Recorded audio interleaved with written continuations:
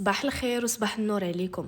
طلبتوا مني بزاف نحضر معكم وصفات واقتراحات العشاء، داكشي علاش اليوم غادي نقترح عليكم هاد سباغيتي بالخضر بدون لحوم بدون اجبان بدون صوص بيشاميل بلا فران، سهله مهله والاهم انها لذيذه بزاف. تبعوا معايا الوصفه حتى الاخير ونبداو على بركه الله. في واحد المقله كندير شويه ديال الزيت نباتي وجوج ضريصات ديال الثومه كنشحرهم مزيان، من بعد كنضيف الفلفله ملونه، كنضيف ايضا القرعه خضراء والجزر اللي قطعتهم هكا بشكل كيكون طويل ورقاقين باش كيطيبوا لنا دغيا.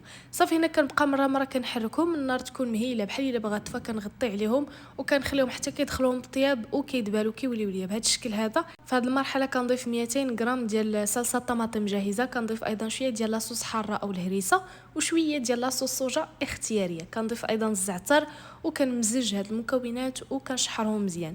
غادي نضيف شويه ديال الملحه وشويه ديال الابزار وكنضيف ايضا سباغيتي اللي سلقتها في الماء مع شويه ديال الملحه وشويه ديال زيت الزيتون باش هكا كتجينا بنينه وما كتجيناش باسله وايضا كتجي مملحه.